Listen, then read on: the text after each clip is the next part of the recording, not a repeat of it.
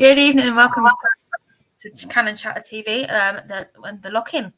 I am back again hosting. I've just come off the Women's Ladies show, but this time I've got a completely different panel with me. I've got my usual co-host to my right, I believe, which is Stephen.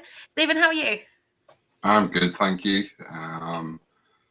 Yeah, I'm good. I'm going to leave it at that. I'm good. How are you?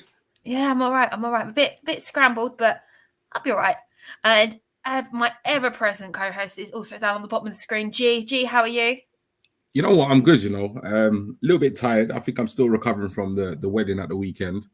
But yeah, I kind of perked up once I was coming on here. So yeah, I'm all good. How about yourself? Yeah, a bit scrambled, as I said, from the women's show. I've back-to-back shows, yeah. Yeah, I actually carried on. Like the conversation was that good this time around. We were talking a bit longer than usual. So yeah, do you know what? It was a good show. I finished it with 3 minutes to spare, and then I logged in to see you guys. So it's a bit crazy for me right now. I'm just trying to get my bearings again. And one of my other favourites is below me on screen. It's Mr. King of Cool himself, Keith. How are you, Keith? Yeah, I'm good. I'm a bit frazzled. I'm knackered. I've been walking around Watford all day. But yeah, I'm good.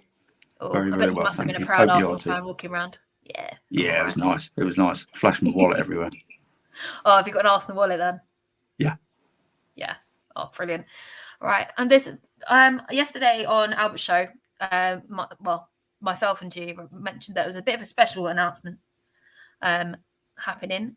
G, do you want to tell everybody what our big announcement is? Yeah, no problem. First of all, obviously, good evening, everyone. Thank you for obviously tuning in to Last Orders. But yeah, we do have a couple of announcements tonight. As you will know, myself and Stephen launched Canon Chatter just over a year ago. It was our birthday, I think, sometime last week. And obviously, it's been one hell of a journey. We've had the opportunity to meet some amazing people, interact with some amazing people, and actually get to know quite a few of you quite personally. Many of you we consider friends, if not family. So just like every channel, every platform, every organization, we do often kind of keep our eye out with the idea of potentially expanding, potentially growing the team. And we've made a couple of signings. So I'll be pleased and absolutely delighted to announce that Keith will be joining us on a permanent basis. So yes, Keith is officially a new member of the Canon Chatter team. So please, those of you who are watching, give him a warm welcome in the comments, please. Yeah, definitely. Thank you very, very much.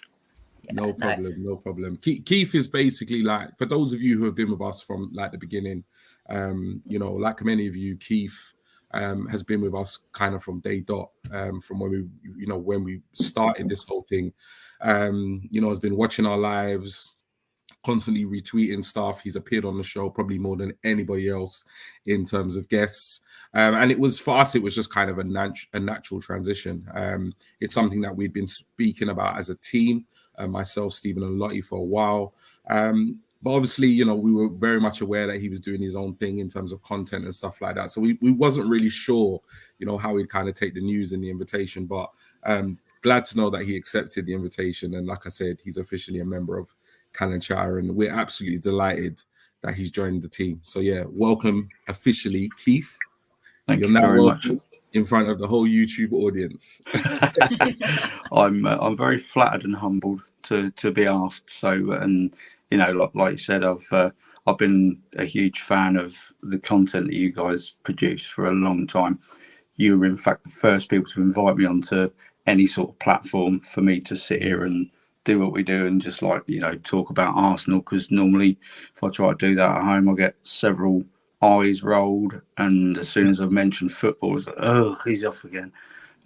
So to even just be able to sit here and talk about Arsenal with my mates, and you've all become really, really good friends, it's just a pleasure. It's a real pleasure. And again, thanks for inviting me along. Means a lot. No problem at all. Well, look, you know what? The announcements don't stop there. So if you could just bring up the picture on the screen, please, Lottie. I'm also delighted to announce that many of you will know him as his Twitter handle, which is Big FM Jimmy. Many of you will know him as Jim. His official name is James. He will actually be joining the team also, but in a very different role. So while obviously we're trying to grow, obviously our Twitter and our social media platforms, we are also looking at developing a blog stroke website where we're going to be basically putting together some kind of Arsenal written content. And basically Jim is going to be editor-in-chief of that blog and website, which will be up and running ASAP. So yeah, I would like to just officially welcome Jim, James, Jimmy, FM, whatever you want to call him. Welcome to the team. It's an absolute pleasure to have you on board. If you're watching, if you're not watching, he is now officially Cannon Chatter member also. So yeah, that's for our announcements tonight, and I'll hand back over to Lottie. Brilliant. In that case, I am going to run the intro. Arsenal have gone through an entire league campaign without losing. The first time it's happened.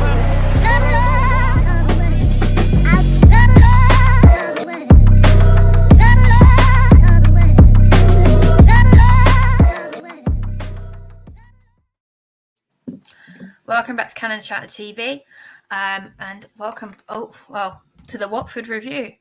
I mean, we're all very happy Gooners right now, I think. I hope. Yeah, we are. No, definitely. I do apologise, guys. I'm a bit scrambled. But I'm going to go straight into the transfer agreements. And the first one that's caught my eye, that Lottie, I really... Can I just sort of jump in before you do? Can I just read through some of these comments quickly? Go for it. Just to give you a wee moment to get yourself back together again. Thank you, Stephen. So obviously, we like to read out as many of these as we can. So Gary, hello, Cannon Chatter, Stephen G and Lottie in chat room, and obviously now Keith as well. Lee, fancy seeing you here. Lee's just come off my other show. Stu, hey, you awesome bunch, and to all those in the chat room, it's Deja Vu. Stu was also in the last chat as well. Lee, Oliver again, Matt, who's obviously on with you as well. Hello all. Stu saying hello. Evening, Reddy. How are you? Reddy was in the chat as well. Yep. Yeah, great. All you guys have transferred over and are watching again. Gary, and last but not least, Keith. Really, this is like being shifted from one interview room to the next one. I like that. So here we go. So Keith, some messages for you. Congratulations, or congrats, Keith. Whoop whoop from Stu. Really, congratulations, Keith. Gary, congratulations, Keith, and the assignment. How's the pay? Still ironing that out, to be honest. Thanks, everyone. That's really nice. Appreciate it. Just put it this way: we're looking after him. Yeah. Just while I have Gary's comment up on screen, just to let you know, Gary is now back doing his own content on his own channel. So make sure and jump on to YouTube and check out his channel. And if you haven't, drop him a sub. At the minute, a lot of his shows are obviously later on in the evening from what we would have in the UK. But I know I was talking to him earlier, and he is looking at potentially trying to do something a wee bit earlier for us guys over here to join in and get to watch some of his great content. Lee, congratulations, Keith. Gary, congratulations to James. Matt saying congrats. Gary, congratulations, James. Lee, welcome in, James. Stu, congrats, Jimmy, James, Bob, Fred, whatever your name is. Haha. I'm really laughing at Stu. There we go. I just want to hijack for another wee moment, Lottie, and give you another couple of minutes to compose yourself. I just want to take a moment to have my say on something. That obviously I know you guys were all on another channel last night, and you were on Albert's channel, and obviously you were discussing some stuff that's been happening within social media and the negative impact that social media can have on people's lives. And I want to take a minute, and I don't want to talk about the negative impact. I want to actually flip it around and talk about the positive impact that social media can have. Okay. And I want to share just a little bit of my own experience from the last week.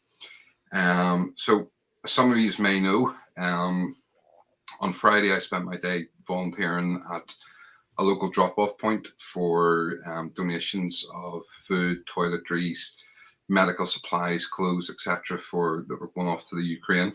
All this stuff was being donated by people, and the idea was initially I was going to spend a couple of hours. I ended up being there all day. It was absolutely manic.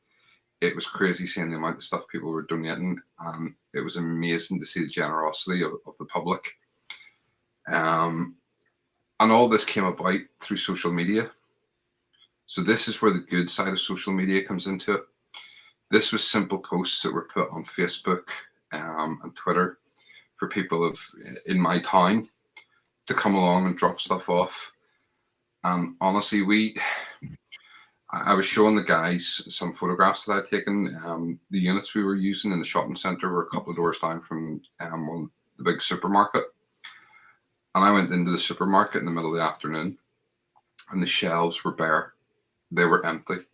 People were coming in and buying packets and packets of nappies and wipes and deodorants, and people were literally coming into the units where we were and handing us boxes, not just one or two, like shampoos or toothpastes or toothbrushes or whatever. They were literally handing you the whole box that they had bought to donate.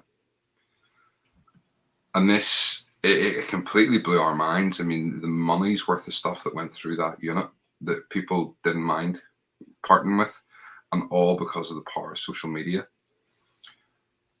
We had to stop taking donations of clothes at 2 o'clock in the afternoon because we couldn't figure out how we were getting this to the distribution centre, because we'd already sent out 7 van loads of food and clothing and water and stuff, and we had so much more left to still send. So we kept putting out social media posts, and unfortunately, because of things like, the price of fuel and stuff, people are a little bit more reluctant.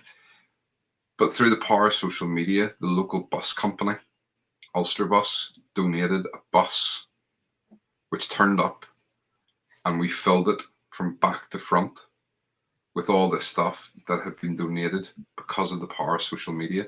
So social media, whilst it has all its negatives and is used in the wrong way at times and can create so many problems, can do so much good in the world.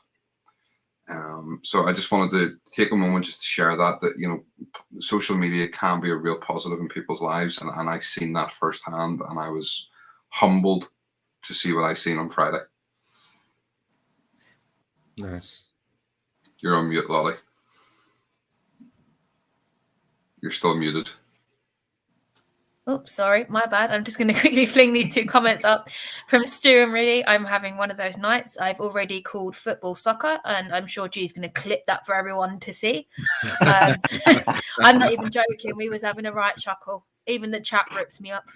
I'm just because I was talking about Australia, but I'm sure you guys. I'm sure Keith saw it because I saw you were in the chat, Keith. But never again. But anyway, back to the comments. Absolute kudos to you, Steve. Great work, mate, from Stu. And Riddy has said top stuff. Right. Am I all good to get into my transfer rumours? You can go ahead now. I'm done. This one transfer rumour, I saw this and I instantly said no. Because this person's at Man United, I don't want him. I absolutely don't want him. And this is why I put him in. I've pulled up one of his England pictures because I don't fancy seeing that Man United badge tonight. So rumour has it that, certain sections of this fan base as well want Marcus Rashford at Arsenal. For me, it's in a traditional Simon Cowell phrase. It's a no from me. Keith, what do you think? Do you know what? Marcus Rashford of 3 years ago, I would definitely say yes, regardless of who he plays for. But I don't want to, we all know the stuff that he does off the field. And speaking to Man United, mates of mine, all they ever say about is that how he's gone off the boil since the off-field stuff. But I mean, the fact remains, away from football, this is a guy who's he's probably one of the nicest people you'll ever meet, judging by the things that he's done. You know, he's a young man who's a millionaire and he's helping people who are less fortunate. I just wanted to sort of say that, but I do respect him massively for that. But is it that he maybe needs a new challenge away from where he is now? Is it that he's completely gone off the boil? I don't know. But for me at the moment, this one feels a little bit Danny Welbeck, if I could say that. If he was to even to come on loan to see if that spark is still there, I'd probably take it. It doesn't really matter to me that he plays for Man United, and I don't see him as an agent, so to speak. But I would have to say it's probably a no for me, unless there was a loan to see if there was something there. I certainly wouldn't want to see us pay money just in case what he had is gone. No. Oh, definitely agree with you there, Keith. G, what are your thoughts on Marcus Rashford coming to Arsenal? Potentially. I've got to agree with Keith on quite a few accounts there. First of all, yeah, I think away from the football field, he's a phenomenal human being. I think a lot of footballers and people who are, you know, influential in society can do a lot more and could probably take a leaf out of his book with regards to what he does for his local community and what he does for charity and, you know, charitable organizations. And also, I have to echo what Keith said. You know, if this was a couple of seasons ago, you know, we would be quite fortunate to even be in a conversation, you know, of around the transfer, because Manchester United just wouldn't even entertain it. I think Arsenal fans would probably, you know, completely be, you know, over the moon to have a player, you know, in terms of the level that he was playing at. But for whatever reason, whether it be off the pitch, whether it be, you know, at the end of the day, we've got to also look at the circumstances at Man United and just how kind of turbulent they have been, and also the impact that can have on players. So for whatever reason, whether it be off the field, whether it be, you know, the mismanagement of the squad at Manchester United, you know, he's not playing the football we know that he's capable of. Having said that, in terms of a transfer, it wouldn't be a transfer that I'd be completely against. It's like when I first heard it, my instinct reaction was hell no. Like, I literally do not want Rashford anywhere near Arsenal Football Club. But when I started to actually think about like the impact he had, you know, at Manchester United when he broke on the scene, when I think about the age he is, 24 years old, when I think about the versatility in terms of playing in off the wing, potentially as a centre forward, like there is a lot of potential still here. Like, this is not a washed up player. This is not a player like other side of 30. I don't even put him in the category of one of those players that's, you know, had a bumper contract deal and has just lost his appetite for the game. I think what he needs to do as an individual is just kind of refocus on his football and try and get some form back. But that's also difficult when you're basically not in the Manchester United team. And that definitely is the case. And I think that's how these rumours are surfaced, because I think he even as an individual should take some accountability for how he's played, because he's not been playing well, but he has been in and out of the team. And we know as Arsenal fans, you know, if you don't have players that are playing week in, week out, it's really hard to find form. So in terms of a transfer, he wouldn't be at the top of my list in terms of players to bring to the club. But at the same time, you know, I've been proven wrong many a times before in terms of targets that Arteta and Arsenal have gone for many a times this summer. You know, just Ramsdale and Odegaard being the most recent one. So I wouldn't be completely against the idea if Arteta and the board, you know, felt he was a player they could bring to the club. Because I definitely feel like at 24 years old, he's not written off, he's not finished, he's not washed up. I definitely feel like he will either find his form again at Manchester United or at another club. And if he came to Arsenal and he could rediscover the form that he had 2-3 seasons ago, I think he would massively contribute to our first team. Do we necessarily need him? I don't think he quite fits the criteria of what we're looking for, because I think we've got two good players on the right. We've got two good players, you know, interchanging in the first team on the left, and what we're looking for in terms of a centre forward. I don't really think he fits the bill. But yeah, while he wouldn't be at the top of my list, I wouldn't be completely against him coming to United. I think he's a top draw player on his day. Absolutely brilliant answer as always, G. Stephen, have you got any thoughts on this possible transfer? Do you know, I kind of echo everything that G's just said. I was sitting here thinking the exact same thing. It's kind of a case of, I don't think he's kicked on from where he was. That's the big thing. You know, we all sort of looked at him, and even as Arsenal fans, we can, you know, if we're objective and we're honest, we can look at players in other teams and say, yeah, that's a fantastic player. That player is going to be a potential world beater. And I think, you know, when he burst on the scene, we all thought, yeah, this guy's the next kind of, dare I say it, Wayne Rooney. You know, a young kid coming on, banging in the goals. He seems to have been predominantly pushed out onto the wing, rather than being played as, you know, sort of like a central striker.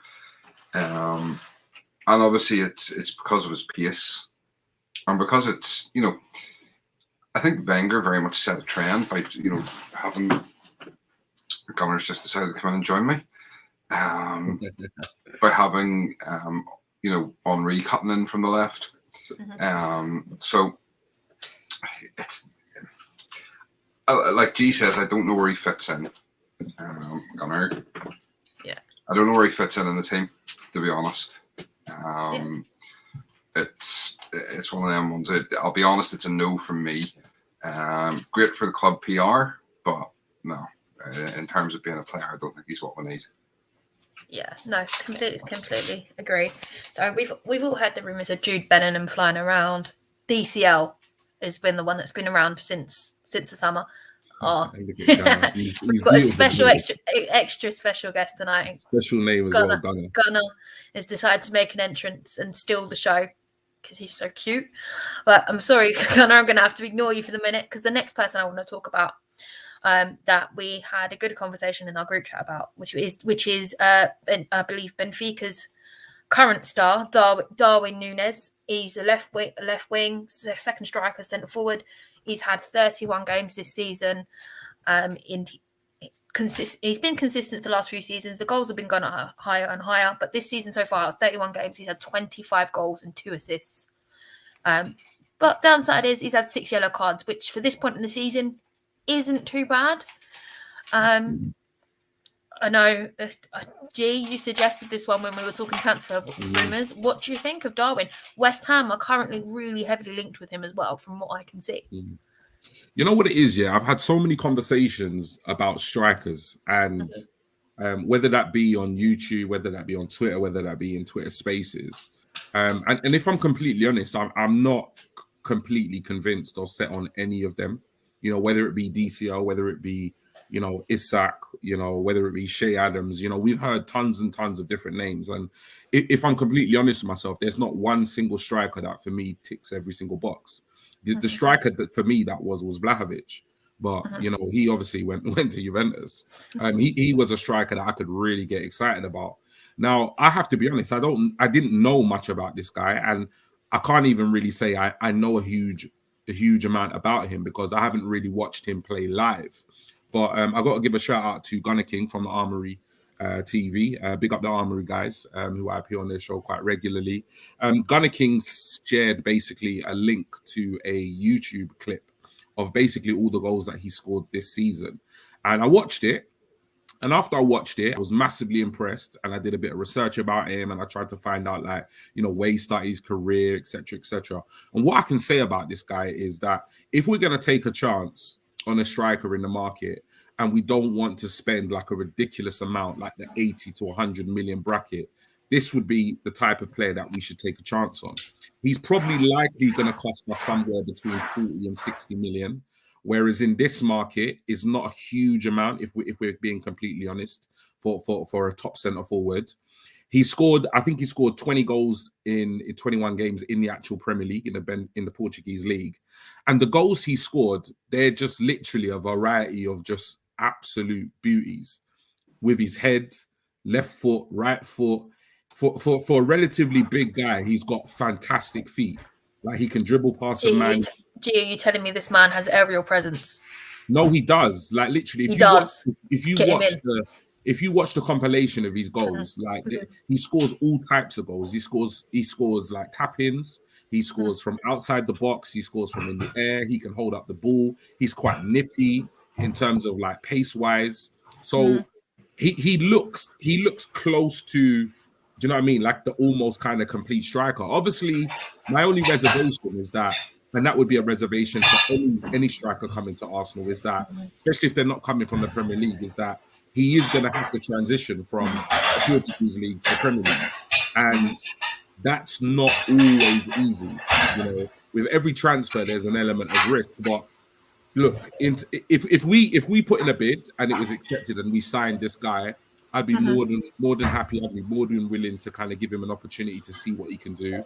But in terms of what I've seen, he looks like he's gonna, in a couple of years, be a potentially world-class forward. Oh well, from what you're telling me, G sounds the business. Keith, have you got any thoughts on? But again, you got to send me the link. Send me the link, and then before I let Keith start, what I will say is, as we know, anybody can look absolutely a world beater on YouTube. So I do have my reservations as well.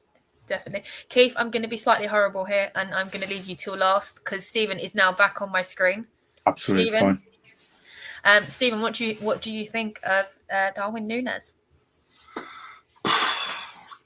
Do you know what? He's a very good striker. 20 goals in 21 games in the Premier League this season. I mean, that's a fantastic strike rate. I was just, when I came back in there, I was just checking something else out because one of the players I'd have been keen on us if we get Champions League going forward was Osimhen, who went from Lille to Napoli. And I just very quickly comparing stats. And I didn't know, Osimhen, I know he's been injured this season, but he's only got 7 goals in 18 games. Albeit I know he's made a number of subs appearances since he's come back. But, you know, his strike rate at the minute isn't quite as prolific. The only concern, but it's going to be a concern with any player we bring in, is, you know, if they're not Premier League proven. And we've seen it happen so many times. But then it's one of them things, you can sign a Premier League proven player and they don't cut it. You know, you look at Alexis Sanchez when he moved from Arsenal to Man United, you know, was tearing it up at Arsenal, went to United and did nothing. So Premier League proven's not always a great indicator in terms of how good someone's going to be. But yeah, I mean, I certainly wouldn't be against the signing. As you say, West Ham heavily linked, and you know, in years gone by, if a player's heavily linked with West Ham, I wouldn't be using that as a barometer for who we want to sign. But you know, West Ham are up there now. They're and it's not just a one-season wonder. That's been the last couple of years. You know, they've been pushing. They've been pushing for that top 4 place. They're becoming a force. Not, you know, how to put this. They're not going to be challenging to win the league, but they're certainly a force within that top 6 race now. Yeah. You know, sort of from maybe sort of 4th to 6th place. You know, they're pushing to be in one of those sort of 3 or 4 spots. So they are the sort of team that we're competing against, and they are going to be looking at similar sort of signings that we are.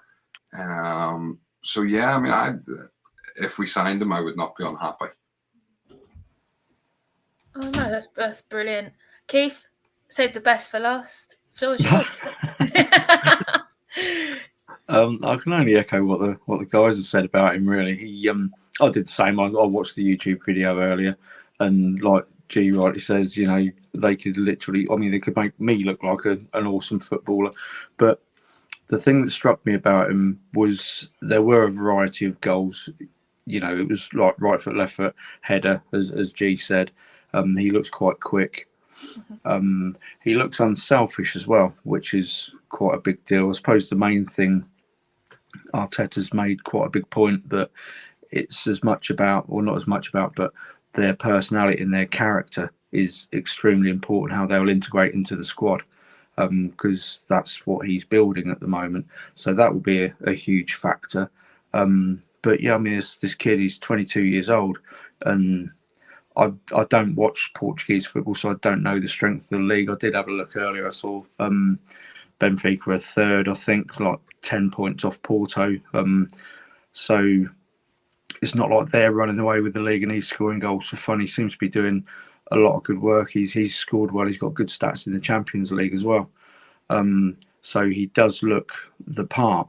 I think kind of most gooners agree we need aerial presence because Arteta does like the ball played in, and we also need somebody who can hold the ball up if you need to play with the false nine, which Laka seems to have been like kind of making that role his own to a certain extent with the wide lads going beyond him.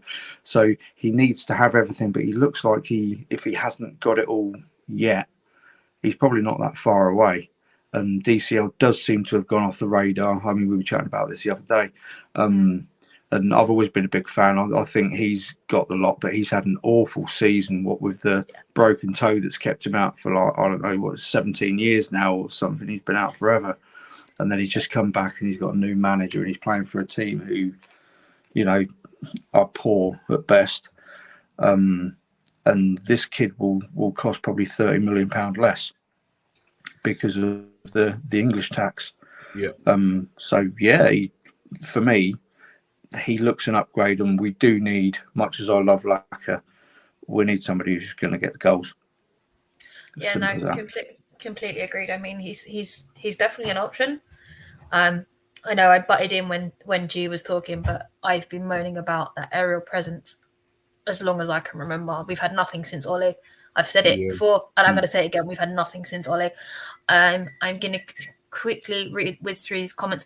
Stephen, do you know where you left off?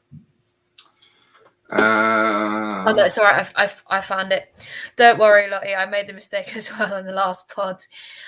Yeah, no, that's okay, Matt, don't worry. Isn't it soccer? I swear Stephen sounds like he's from his own town in the mid USA. Lottie is another typical nonsense story from a clickbait reader. Yeah, we did talk about that in the women's show. Bit of a clickbait moment this morning. Rashford's current form isn't where Arsenal needs to be. Sorry guys, fly on the screen. Don't need players trending up. Don't we need players trending upwards? From Gary. Rashford to Newcastle or Everton. That's not a bad call, but it won't be Everton, I don't think. Potentially Newcastle, maybe. Yeah. Funny enough, Rashford ran a charity at half-time football school near me. I was working last week. Wow, that's pretty cool. Mr. Albert JTV is in the house. Look at this world-class panel. Obliterate the like button, people. Rashford is a mystery to me. He has worked in so many different managers, which has not helped his development. Stu, I'm not sure I'm Rashford. I'd be in agreement to do a loan before maybe buying, but not straight out buy. Stuart saying hello to Albert. Mr. Silver Fox, Uncle Tony, as I call him. I've joined the wrong time. Rashford, please stop. Again, Tony, I most say what a glorious panel. Is that a wow? Wow, maybe? I'm not sure. Matt, let's just agree, when you go to United, you get ruined. He's been wrecked by about 3 managers since he faced Scottish Wenger's retired. And Tony, again, I must say, what a glorious panel we have here this evening. Stu, That's what you meant. Okay, what do you feel we need in terms of a centre forward? For me, it's something Giroud-esque in terms of build, or can hold up the ball with a bit of pace and knows what the goal is. Right, who would like to take this question? Pace, definitely pace. Yeah, pace. Yeah, without doubt. What else, boys? I think we're Tell you just who we looking. need. Sorry, Yeah, go on, Stephen. Tell you who we need, and he scored at Anfield tonight. Little Martinez. Yeah. Would be He's a top draw player for us. I feel like I said this. I can't remember where I said this, whether it was on our stream or not. But I think Arsenal fans have somewhat kind of geared their attention elsewhere because of the whole kind of transfer saga that went on. But by all accounts, he's very much, potentially still available. So he's definitely one that we can't write off because, yeah, he is one of those players. He's like the almost kind of complete forward. And that's what I was saying earlier. I was like, we're looking for a complete forward because really and truly, we need a player that can do all these things. It's like when we used to joke about like having a hybrid between Lacazette and Aubameyang when Aubameyang was on form, because that's kind of what we need. You know, we need someone with pace, hold up the ball, good in the air, you know, etc. There's a lot of things that we need because when we look at our front line, you know, with the likes of Pepe, Saka, Smith-Rowe, you know, Martinelli, it is missing that kind of central focal point as a striker. But, you know, it's a hard market, isn't it? It's hard to find, you know, what you can call a complete striker. Stephen? Or has G covered it all? He's kind of covered what I was saying with Martinez. Yeah. Do you know what they say? Great minds think alike.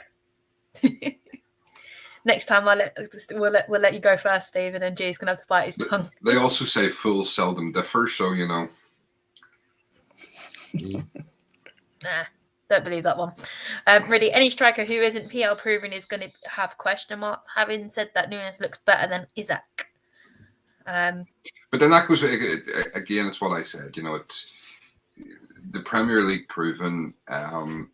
It's something we like to say, and it's something we use as a reason to not buy certain players, and we use as a reason to buy certain players. Mm-hmm. But really, as I say, we've seen that it doesn't necessarily always work out that way. As I say with Alexis Sanchez, who has been sent off tonight at Anfield, so I'll get that in there as well. It's good to see. Yeah. In terms of strikers, we do have Balogun, who has scored tonight for Middlesbrough. Yeah. All over the news. I'm all over the news tonight. No, definitely. Live updates all from Stephen tonight. Isaac is quite one-dimensional. Gary, outside of the 37-year-old striker from the Far East, brackets LOL, most of the strikers we're linked are an improvement on what we've got. We do need 2 to 3 strikers. I thought we were looking at Martinez last summer, and it seemed he wasn't interested, or did I misread that? Guys, I think the thing with him was he wanted to play in the Champions League with Inter. Mm-hmm. You know, he is a big, you know, he's a fan of Inter Milan. They really give him his big break, and he wanted to have that opportunity to play in the Champions League with them. And I think obviously then when Lukaku went, they increased his contract. They were able to offer him a renewed contract, so he's under contract until 2026, I believe it is. Mm-hmm. So it'll be a hard one to do because there'll be big money involved in it. But I don't think he would be completely against it. I think he is one, though, that will come down to whether we have Champions League or not. You know, if we don't have Champions League, I can't see us getting him because Inter will be in the Champions League again next season. So we would need Champions League football to get him.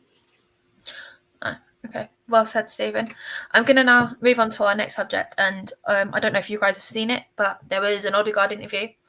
And in that set interview, Arsenal fans, certain section, I'm not saying everybody, have compared him to Mesut Ozil. He's come out and said, I'm not a big fan of comparing myself to other players, but I have to take it as a huge compliment. He was a player that I really looked up to. One of my favourites when I was younger. I'm going to pop this on screen, and I believe I'm going to come to Keith first. Keith, what do you think of these comments and the comparison overall as well? I'm in the same realms as what Odegaard has said. I don't like to see players get compared, and there are similarities. You know, they're both predominantly left-footed. They're both playmakers, but I was not Ozil's biggest fan when he played for us. Anyone that knows me knows that I'd like to see players putting a shift in, showing the due intensity that the rest of us show when we're watching the actual game. But I've got sympathy for Ozil because you look at the Ozil who was at Real Madrid and he was constantly feeding Ronaldo and Benzema week in, week out. And the guy was absolute world class. I feel he came to us probably about 5 years too late for him. If he'd have been playing in the side a few years before, with what we had going forwards, he would have done a lot better. And it was almost like he almost came to the wrong club, because what we were expecting of him as fans probably wasn't his game. And you look at some of the things he did when he was on fire, the guy was amazing. But work rate wise, you don't get to see, like someone like me, if you're just watching games on telly, you don't get to see the stuff they do off the ball. Now, I've seen the stats about the ground he covers, but to me it looked like he wasn't the hardest working player when there was a tackle to be made or when there was tracking back to be done. Like you go to so many games, you can probably judge it way better than I can from that point of view. But when I look at what I see of Odegaard, his work rate, his pressing. I first noticed his press in the North London derby when him and Aubameyang were literally all over it, and Martin's carried on doing that, and he's getting better and better, and he's still young. Not saying he will achieve the same things that Ozil achieved, with like winning World Cups and Champions Leagues and things like that. But he's more my cup of tea, because I love the work rate, I love the intensity. So, like I say, I'm not going to go in on Ozil too much because the guy was world class. I just don't think he was the right player for us at that time in our development or in his career either. So I can't really compare the two, other than the fact they're both left-footed. I'm gonna save G till last because he looks like he's cooking up some very interesting thoughts there while he was listening to Keith. So I'm gonna save you till last year, and I'm gonna go to Stephen next. Stephen, what do you think of this comparison of Ozil and Odegaard? So we were chatting about this earlier on, obviously, when we were discussing what we were going to be going through on the show tonight. And I'm not convinced Ozil's the world-class player that we all thought he was. I kind of been doing a bit of looking at. He hasn't won anywhere near as much as you would think in terms of trophies. So I've got it here. Obviously, he's, the World Cup aside, where he was very good in that 2014 World Cup. His trophies, he's won 4 FA Cups and 2 Community Shields. He's won 1 Spanish League title, 1 Spanish Super Cup, 1 Spanish Cup, 1 German Cup. That's it. Now, the way we all talk about Ozil, you would think that he has a cabinet full of trophies. Now, and don't get me wrong, that's still a remarkable amount of winning. There's players who will go their whole career and win nothing, like Harry Kane. But, so when you look, in terms of winning stuff, it's still a fantastic achievement what he's won, but he hasn't won anywhere near what we thought he had won. He also was never, he was never a prolific goal scorer. So he was never one that was chipping in with loads and loads of goals from midfield. So he did a lot of assists. But even if you look at his assists, I don't think he was ever actually the record assist. Apart from 1 season at Madrid, 1 season at Schalke, and during the World Cup with Germany. He was the record assists in those leagues and those competitions. Even in the Premier League, there were other people that were assisting more than him. So was he as great as we wanted to believe he was? There was so much hype, and I remember the day he signed. The hype and the excitement that we've got Mesut Ozil. It was amazing to think that players like this were coming to our club. And I think it's where sometimes as fans we almost set ourselves higher up than we actually are. So we talk about, when people talk about the success of the club and how we're, I was looking through Twitter earlier on and seeing people's accounts, and they're like, "Oh, I'm a serial winner and I just want Arsenal to get back to the glory days of where we were." Well, I said this the other day, we haven't competed for the league in 16 years. So what exactly are these people remembering? Because, Wenger only won 3 Premier League titles in 26 years, wasn't it, as manager? He only won 3 Premier League titles. So what is this glory that everybody suddenly expects that we should be having? Don't get me wrong, I want us to be challenging for the league. But to say that, you know, Arteta shouldn't be manager and stuff because he's not challenged with a league title, well, we didn't challenge for 16 years before this. So why all of a sudden should Arteta be expected that he has to be challenging straight away? But that's besides the point. It comes back to the Ozil, and I think we overhype these players.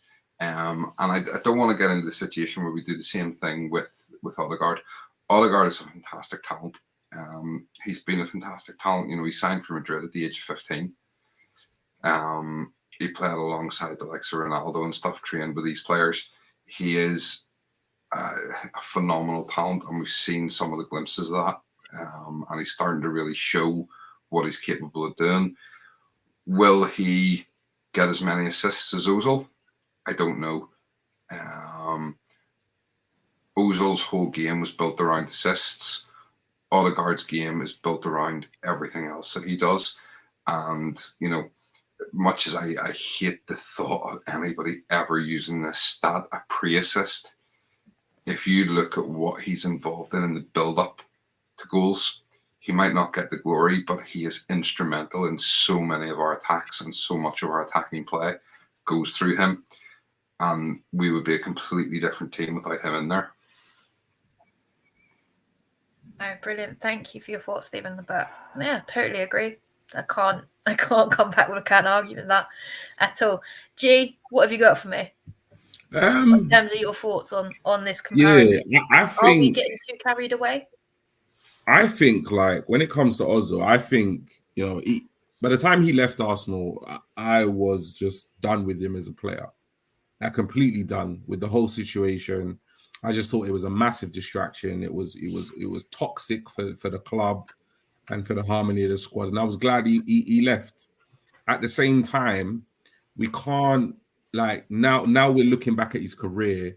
I think we need to kind of somewhat try to be a little bit neutral in terms of, like, reflecting back on his career. Because I think a lot of Arsenal fans are either classed as fanboys of Ozil or you hate Ozil. It's almost like it's almost like you're not allowed to be in the middle.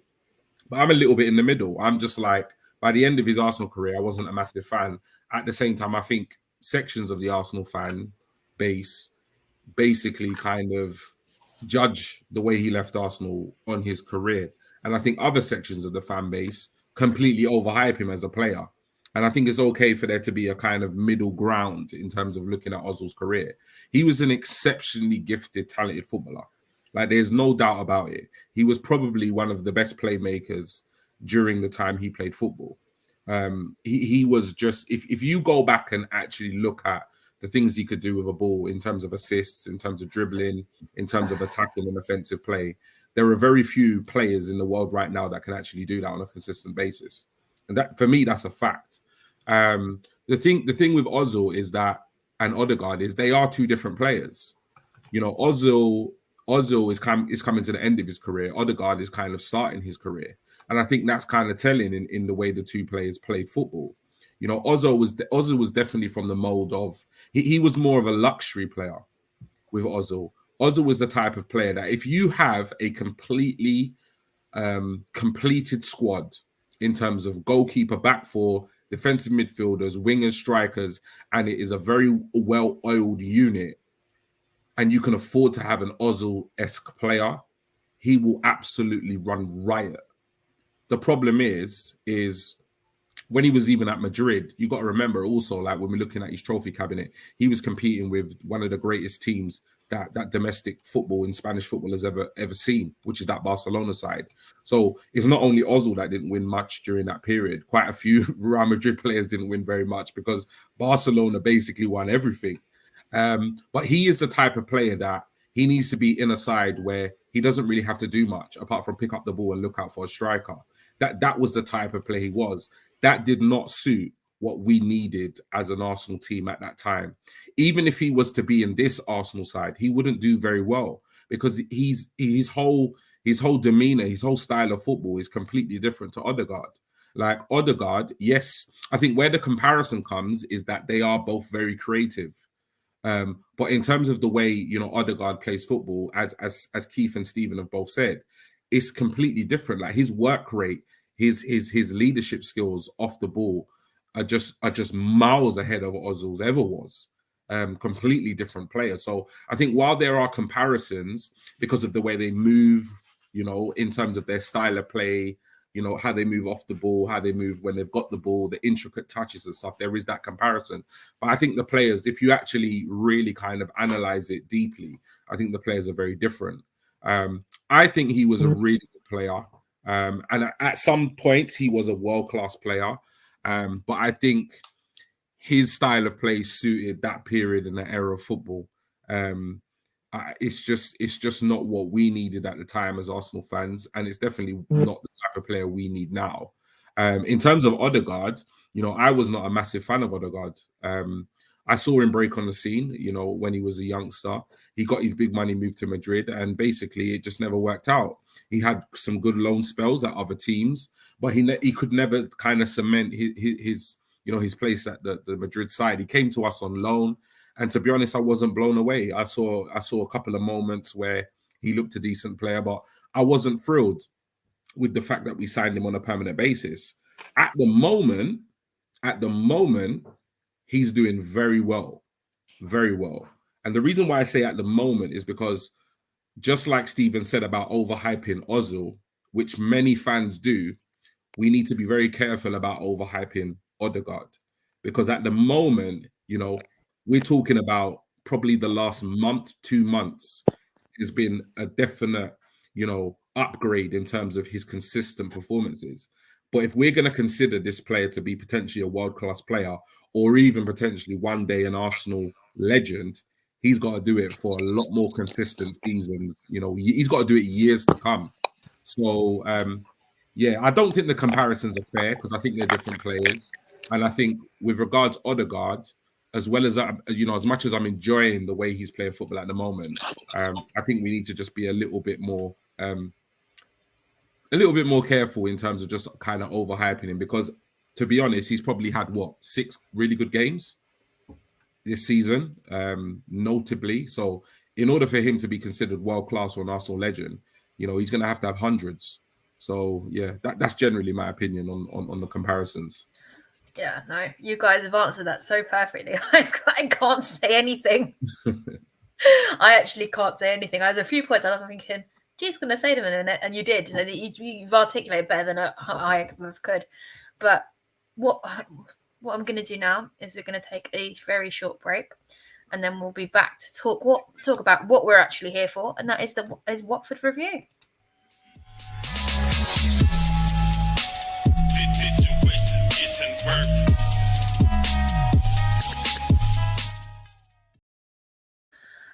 Welcome back to Cannon Chat TV, and we are now going to have a quick chat on our general feelings and the goals from the Watford game, and a couple of other things that I think should be highlighted.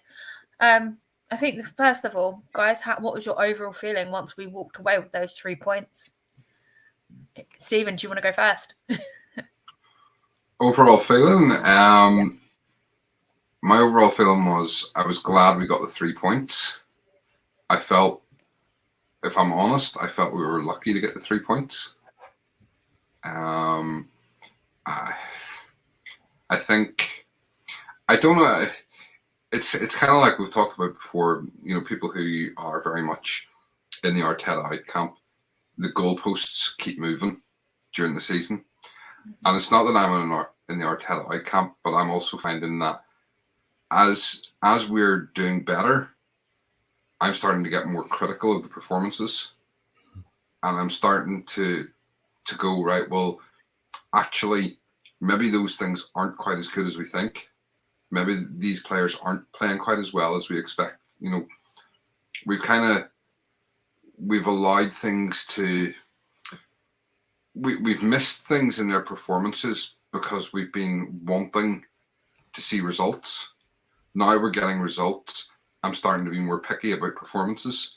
So all in all, I think we were lucky to get the result.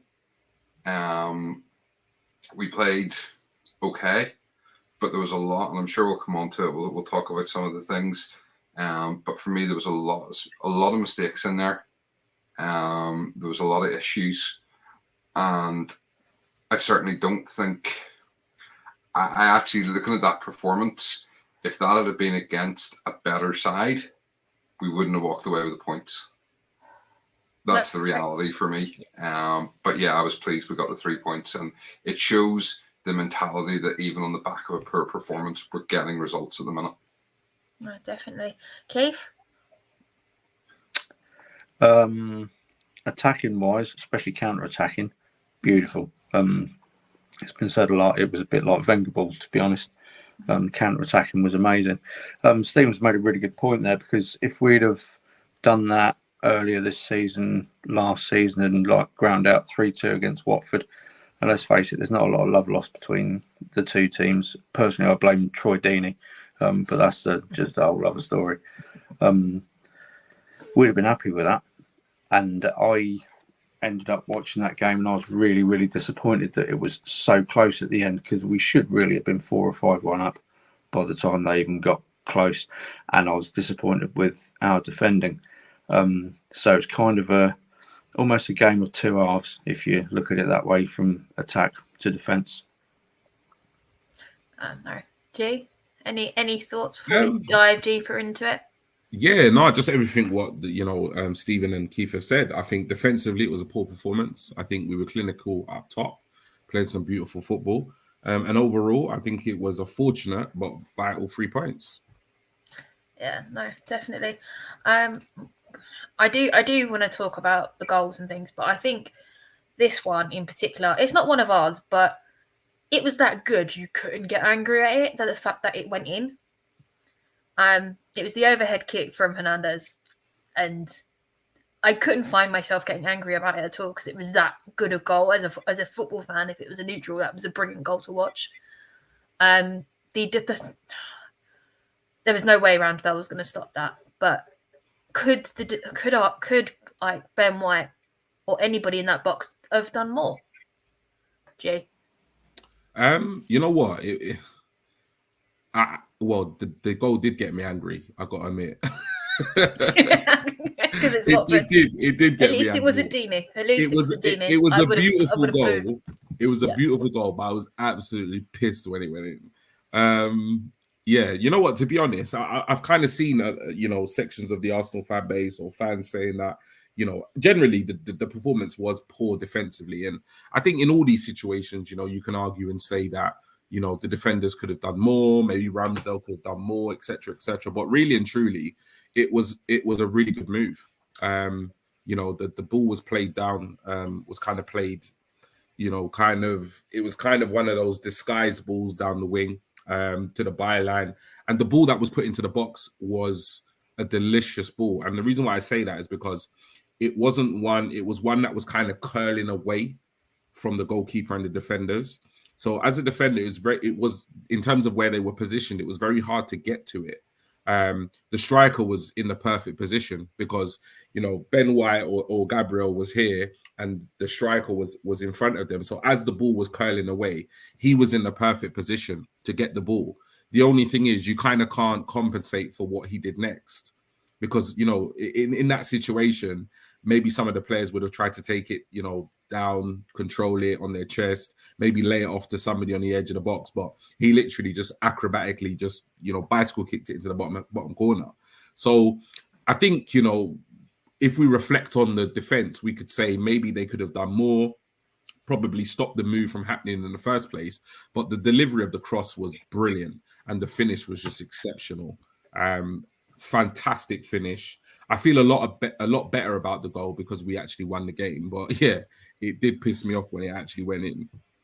But brilliant goal. Keith, Stephen, any thoughts? Do you want to go, Stephen? Yeah, so I mean, the first thing I want to say is if anybody's tuning in now, and obviously we're picking apart our defence and we're being critical, it's okay to be critical. It's okay to say negative things about the team if you're backing them up with reasoned argument. I'm just saying that because I know I seen on Twitter over the weekend, people commenting and making sort of comments like this, and other people having a real go, saying, "Oh, you're not, just back the team, be a supporter." It's like, no, it's okay to be critical. So yeah, in terms of this one, I don't think there was really much the defenders could have done. I think this was literally the only way he could score that goal. Yeah. Anything else, if he had done any other touches of the ball, he would have had. You can see there in the picture, Cedric, Ben White, and Partey are all there. If he had tried to bring the ball down in any way, he'd have had 3 defenders on him, snuffing out the danger. So, no, I think there wasn't really. It was one of them ones that you just got to go, yeah, fair enough. Not much we can do about it. Get on with the game. It was a good goal. As G said, I was the same. It wasn't so much that I was angry about the defending. I was just angry that they got back into the game. And when you consider they'd scored after 13 seconds, which was chalked off for offside, we score a beautiful goal and they get back into it with this, and you're just going, it's just going to be one of them days, isn't it? Yeah. So I think that's going to be more where my anger and annoyance came from, rather than anything to do with the actual goal itself. Keith? Yeah, 2 things. Frustrated at the amount of time that the wide player had to put the ball in, but like G said, the ball out to him is well disguised. It's just, for me, it's frustrating when a player isn't tracked, especially when you got 2 players who've been sucked into the ball, and maybe they could have communicated better, or somebody behind who can see it better could have communicated, but that's being super picky again. But sometimes, like, the technique that he showed, and I don't like him, by the way, because some of the stuff he done later on in the game, but I'm fairly certain we'll get into that. Sometimes you hold your hands up. The technique was absolutely perfect. Absolutely perfect. And no, I definitely enjoyed that goal, that's for sure. As a neutral fan, obviously not against the Arsenal, it wasn't that impressive. I think if it was a neutral game, I would have had more praise for it. But I think because it was against us, it's like, okay, that was a good goal. I can't really testify against it at the time. So at this point, it was 1-1. And then about maybe just under 20 minutes later, Saka managed to grab hold of the ball on the edge of the box. He passed it into Lacazette, who flicked it back to him, and Saka just clips it over Foster. I mean, Lacazette has been involved with 9 goals, and he's only scored 1 in the last 10. I mean, how brilliant was he against Watford, Keith? You all know what I think of Lacazette. I'm a big fan, and his That's why I goal came to you first. I know we all talk about his goal scoring record. It's not great, but he's directly assisted 2 more goals on Sunday. If he'd have scored those himself, we'd all be waxing lyrical about his recent goal scoring record. I might be in a minority here, but I know that his goal scoring record doesn't stack up and probably doesn't justify the transfer fee. But regardless of whether he's scoring 2 or creating 2, he's responsible in some part for 2 goals being scored. And I personally would like to see him get an extension on his contract. I don't think it will happen. I don't think it'll happen in a million years. But it would be nice to see it, because I do like the impact he's had on the younger players. And I'm probably a little bit sentiment FC with this, but I get attached to these players, and I have this sense of loyalty towards them. So I would like to see him stay, but I don't think it will happen. But that finish by Saka, literally everyone who saw that thought he was going the other side with Foster. Everyone. I know that's exactly what I thought. He was going the other side. And when I saw it going, I was like, how is he, like, the timing that he showed when he struck that ball, and it was coming across him as well. So normally his right foot would have been the easier one to strike the ball with, but he's hit it with the first foot. It's coming across, and it was just, talk about technique. That technique was perfect. It was absolutely sublime. I mean, he's just got better and better this season, hasn't he, Jay? In terms of his scoring. Saka's just, you know what? It's like we all know how phenomenal Saka is as a young talent. And, you know, last season I was kind of critical in terms of just, you know, the young lads, you know, in terms of their game moving on to the next level, they had to add goals to their game. And that's exactly what they've done this season. You know, if you take the goals and goal contributions of Saka and Smith Rowe out of this side, the league table is going to look a hell of a lot different. They're both having absolutely phenomenal seasons. Saka didn't really start the season as probably as well as we would have liked, and that was probably a little bit of a hangover from the Euros, how disappointing that was, and obviously the kind of personal experience he had as well, the aftermath of that final.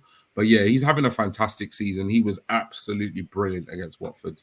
You know, his contribution in the first goal that Odegaard scored, his contribution in the second goal, with, you know, nipping the ball off the Watford player. I actually thought they were going to blow for a foul when I saw it happen. I actually thought it was a foul at the time. But yeah, brilliantly won back the ball, played it to Laka. Laka's link-up play throughout that whole match was absolutely out of this world. He was really, really on top form. And yeah, Saka just buried it in the top corner. And yeah, he's you know, every single season and every single time we've seen Saka play, every time as fans or as neutrals we've questioned his game, he stepped up his game. Like literally at every single time there's been a question mark about, are we playing him too much? He delivers. He's not scoring enough goals. He scores goals. So, you know, the sky is the absolute limit for this kid.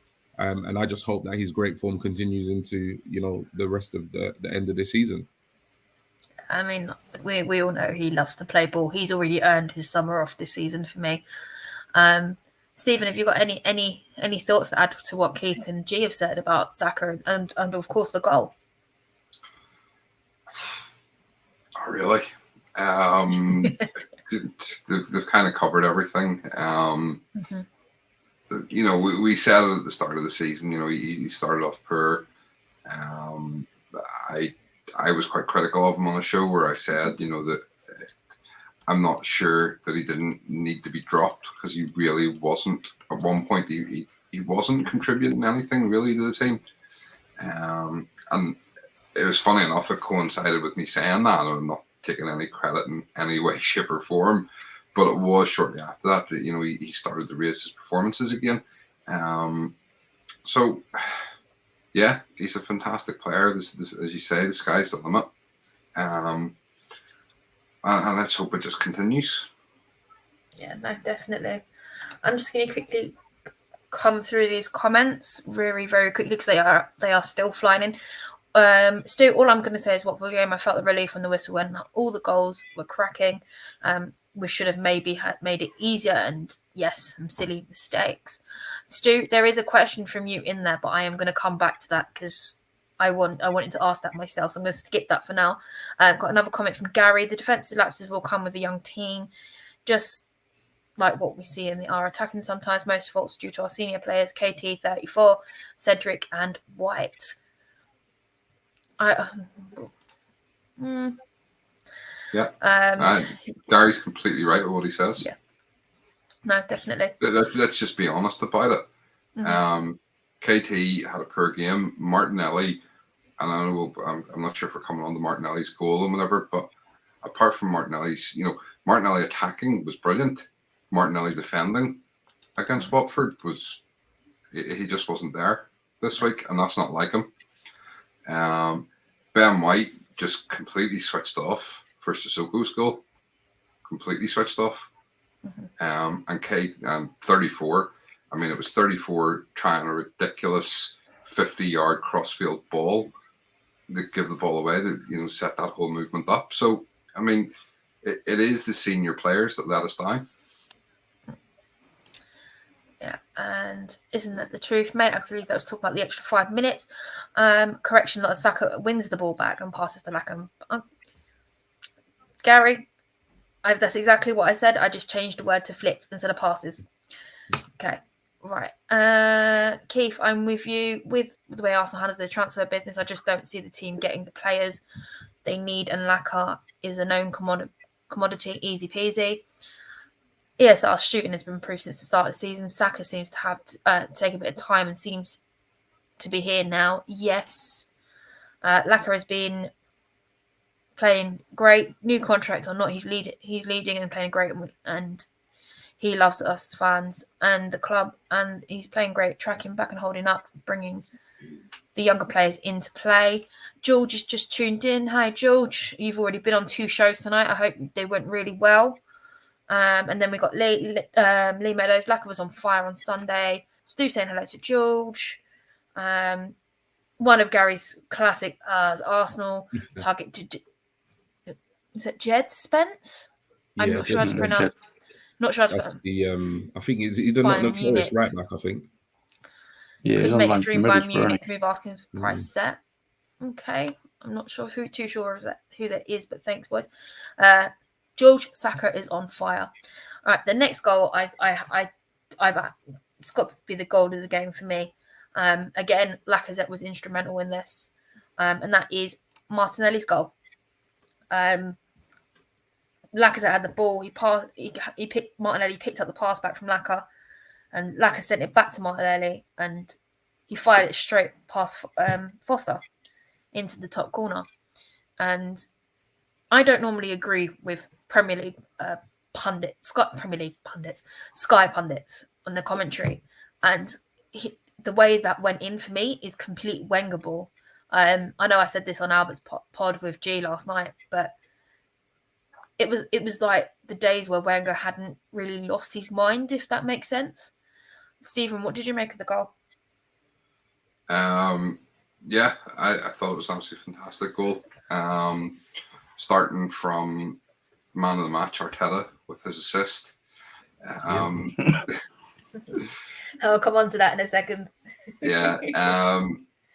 Do you know what? It was the quickness of the counter-attack, getting the ball back into play. Odegaard's touch for the flick on. It was Odegaard, wasn't it? Yeah. Yeah, it was. Yeah, it was Odegaard's wee flick on. Was just sublime. And Martinelli's finish, just pure class. Keith? Yeah, exactly what Stephen just said, really. Obviously, we'll talk about the Arteta pre-assist. So actually, maybe what Stephen's saying now about Odegaard's flick is backheel for the first goal as well. That was just like, I thought he'd done that when the game was actually going on, but I wasn't sure because it was that quick, and it wasn't until you saw the replay that you saw how good that backheel was, and that opened everything up. So I just wanted to mention that. But yeah, nothing to add. It's just a great goal. G? Yeah, you know what? The whole offensive football in that game was phenomenal.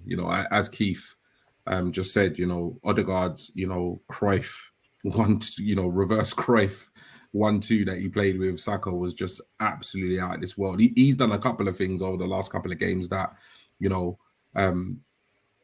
almost like you've not seen before. As crazy as that sounds, even though I've watched football for so long, and they obviously have been done, but it's just nice to see a creative player doing it in an Arsenal shirt. His contribution for the first goal was phenomenal. The play between Odegaard, Saka, Laka, and obviously Saka putting it away. That goal, Martinelli's goal, again, was just brilliant. Arteta just did what any manager or ball boy on the side would do. You get the ball, you give it back to the player. It's not rocket science. He did absolutely nothing wrong. Obviously, we, benefited from it, but you could see the players were completely ready to take advantage, of that situation. So the move was phenomenal. Link up between Cedric and Saka on the right.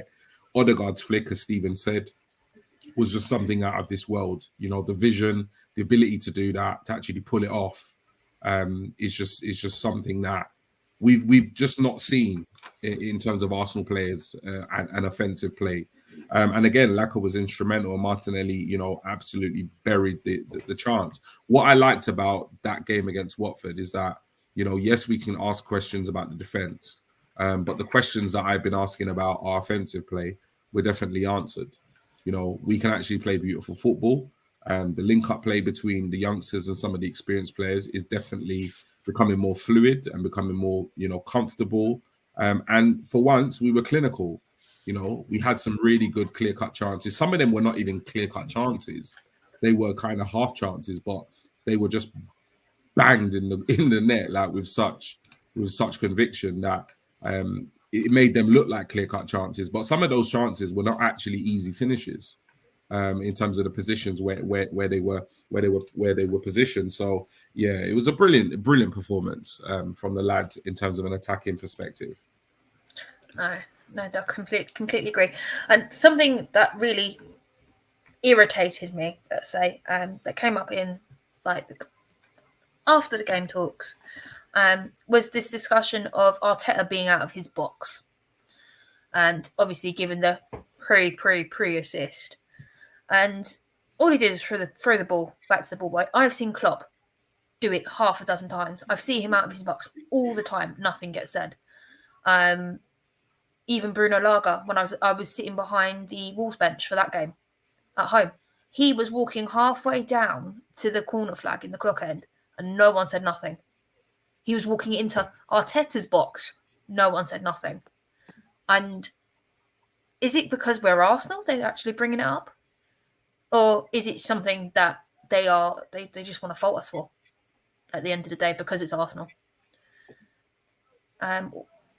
Start with you, Jay, because you went last time. What are your thoughts on this? I think it's a little bit of both. I think when you look at the rules and the regulations of football, there are a lot of things that can happen that could technically be incorrect or technically against the rules.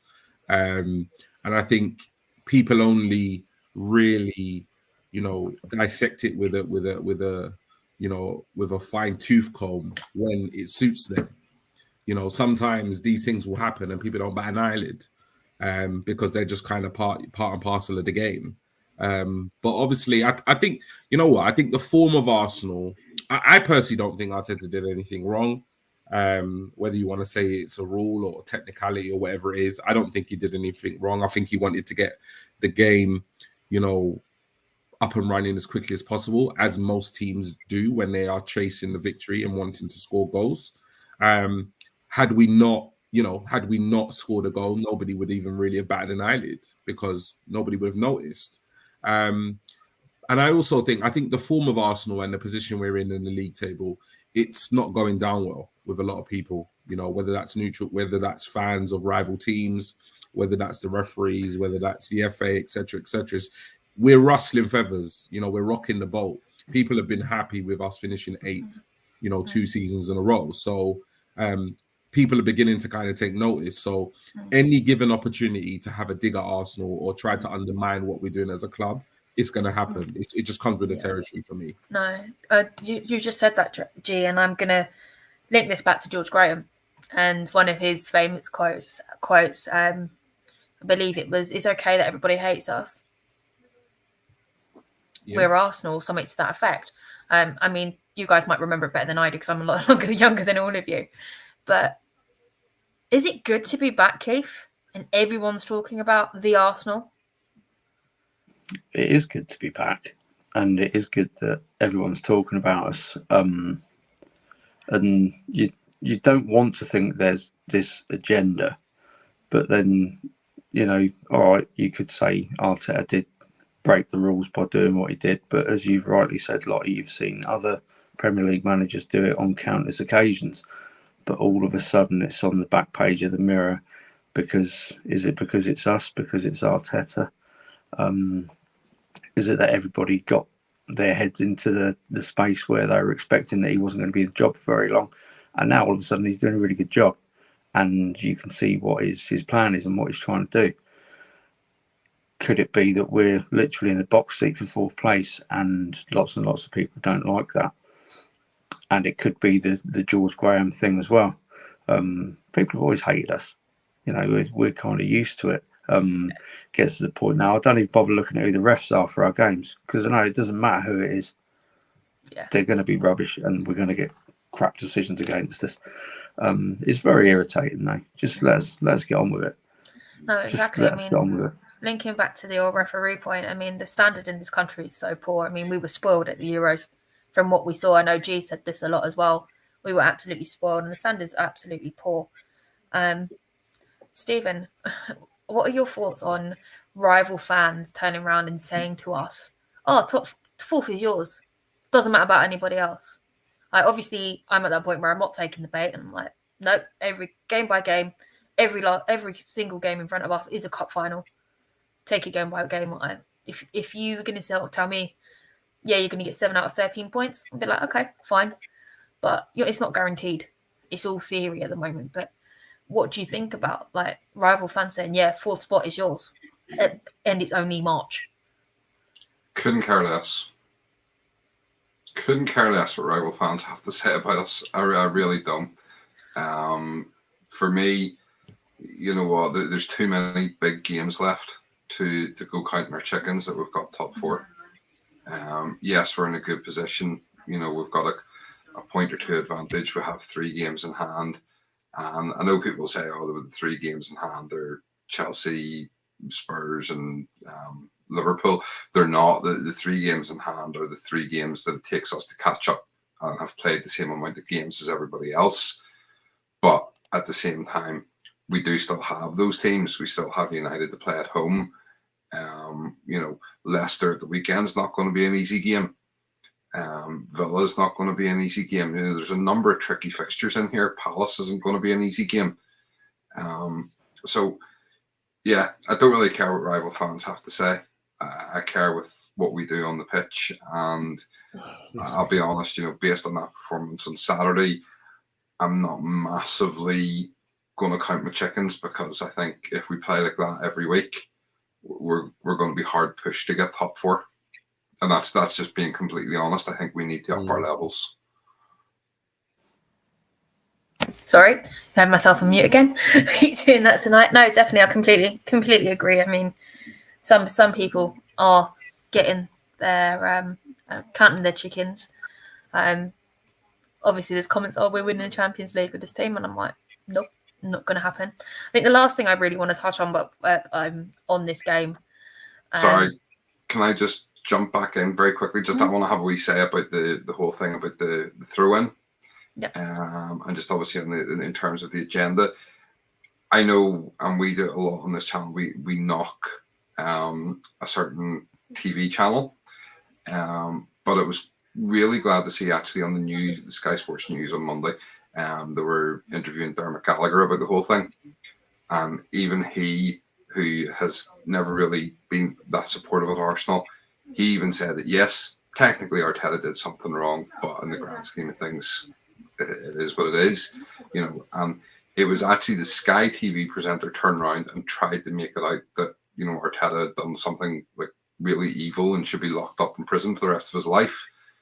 And you could quite clearly see that Dermot Gallagher, the look on his face, and then the other people who were on with him, the fella, I can't remember who it was, basically turned around and says, no, you're just being silly now. There was nothing wrong with what he did. So it's clear that other people in the media are starting to see that there maybe is just a ridiculous, over-the-top attitude towards anything that Arsenal do wrong. And I don't know where Lolly got. Oh, she's back. Sorry, I do apologise. No, thank you for that, Stephen. Honestly, I do like it. And the last thing I really want to talk about is this incident. I'm just zoom in on this picture so you can see a bit better. I mean, I don't know I missed who Tierney was having a bit of wind up and a bit of excuse my language, shithousery moment with. Yeah, was it Hernandez? I hoped it was him. Yeah. I couldn't remember who it was, but he was standing behind the linesman and he was going, come on then. And obviously he was going absolutely berserk. I mean, this is not something I've seen from him as far as I can remember, as Tierney as captain, but I thought it was absolutely brilliant. We had like moments from Aaron Ramsdale as usual, but to come from him, it was quite a surprise. Keith, what did you think of this situation? Right, there's context and a little bit of backstory to this, because not long before this happened, now they've both gone tumbling over the byline, and I swear to God, it looked like Hernandez had a swipe at him. I've not seen the replay at all, but it looked like he had a swipe at him. And then there was the incident with Ben White where it looked like old Benny Blanco had just like brushed his neck, and he's gone down holding his nose. He's even going up to the ref holding his nose, going like that.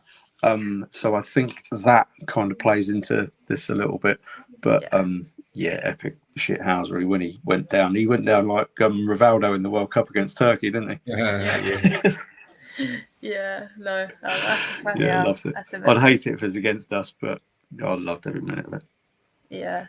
Stephen, G, any thoughts on this final subject? I loved seeing it.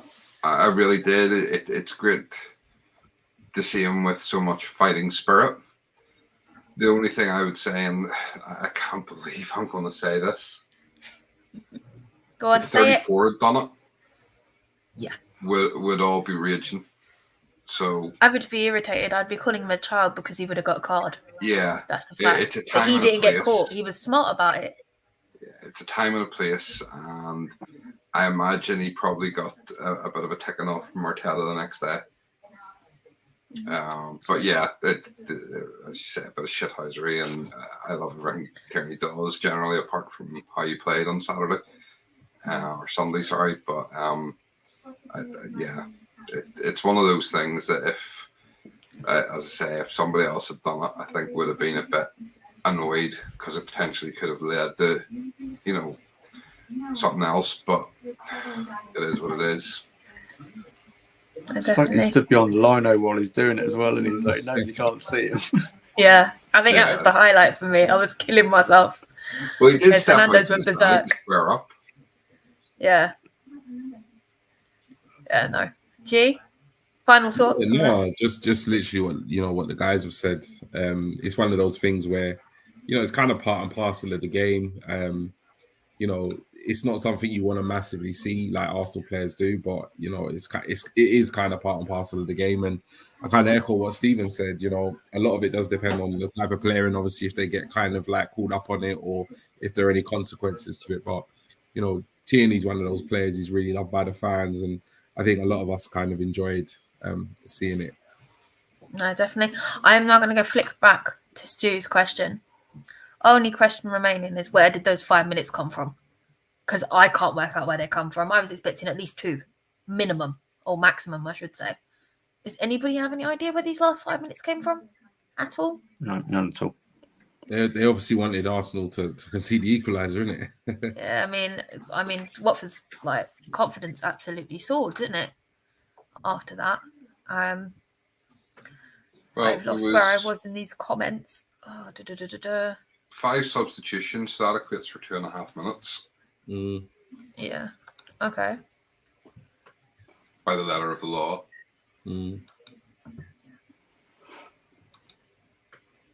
Yeah. Well, Arteta was outside his area, but they never call it that. Probably now.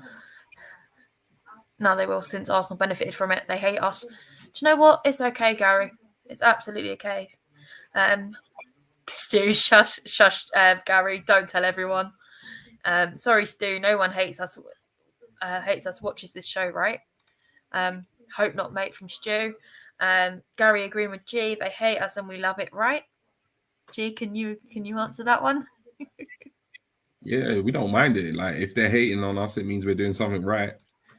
Yeah, no, definitely. Well said, Keith. Agree with that, mate. From Stu. How many points would you be happy from the next 3 games? I am going to put that to Keith. Who we got next 3 games? Leicester, Liverpool. Leicester, Liverpool, and Villa. Yeah. It's got to be 6. Okay. Right, G? For me, it's got to be 6. I think the least I would take is a minimum of 4. I know that doesn't sound very ambitious, but this is the Premier League, and rivals are going to drop points. So I take a minimum of 4, but I'm hoping for 6. I don't think we'll beat Liverpool to get 9. No, I totally agree with that. But I'm a bit hopeful we might pull a draw off at Liverpool. So the lowest I expect is 4, because Villa are on fire at the moment. But I'm hoping for some beauties from my boy Smith Rowe, just to shut them up. And then a max of 7. I don't see us getting the full 9 points. No. Stephen? 9 points. What? 9 points. Okay. Even with Liverpool in the middle. 9 points. Okay. That's Gary, my guy. KTV's Leeds after the game last season. He's got it in him. Yeah, he does.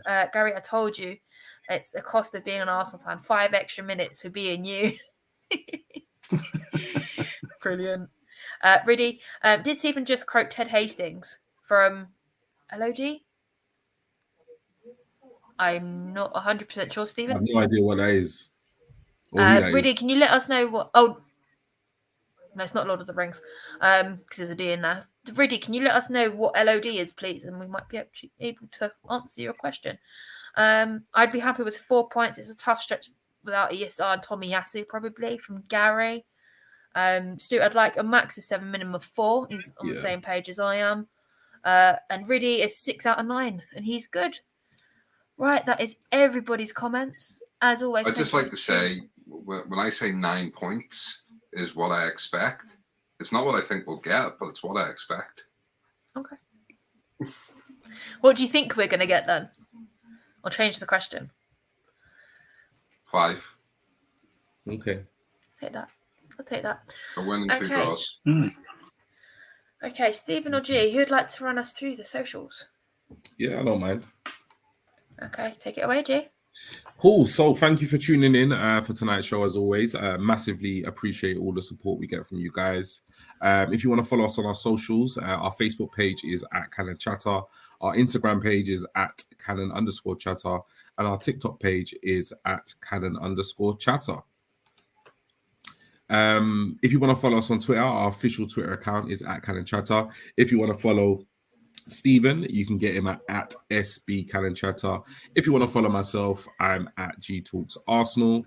If you want to follow Lottie, our host for tonight's show, that's at Lottie_B. That's 2 T's and 2 I's because somebody beat her to it. And if you want to follow the new member of the Cannon Chatter team, you need to follow at the Mad Rambling One. So if you don't follow Keith, make sure after this show you head straight over to his Twitter page and you give him a follow. Top bloke and a Cannon Chatter fully fledged member. Very kind, thank you. And if you are interested in any kind of reading, please do go and head over to Lottie's blog, which you can find at lottieafc.blogspot.co.uk. What is the latest blogs or articles that you've got up there? The latest one, I'm still working on Watford, but everything is up to date. I've got to do one final editor's check. Hopefully, once we get this website up and running, I can give that responsibility over to Jim, which will be fantastic. Excellent.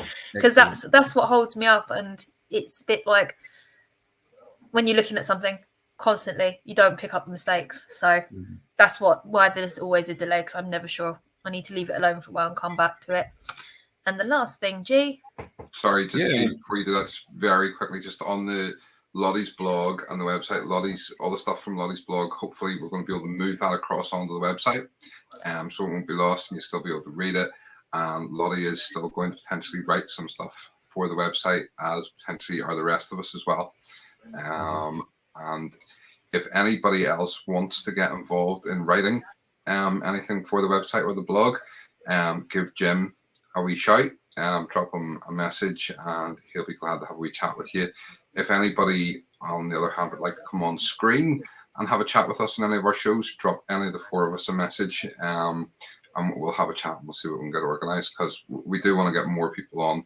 Obviously, we've had loads of people on over the first year, but we want to start getting even more people on this year. So please drop us a wee message if it's something you'd be interested in doing.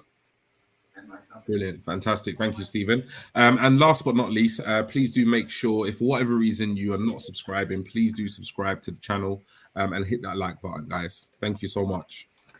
Thank you so much. I'm going to quickly whiz through these last comments. Line of duty, letter of the law. Now I know what he's talking about. Okay. You haven't seen it, have you, Stephen? You need to go watch Line of Duty on the BBC. You need to watch it. It's a very, very good series.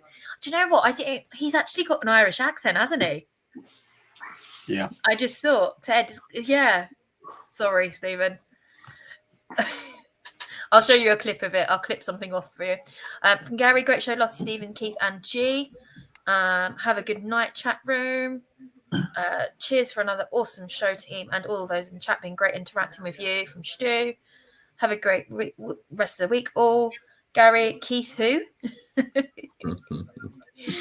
And then Riddy, have a great weekend, everyone, and on to Leicester. And I think I'm going to give Keith the last word of the show tonight. Keith? I might. I don't know what to say now. Well, thank you very much, everyone, for tuning in. Thank you three for inviting me along for this awesome ride. And come on, you Gunners.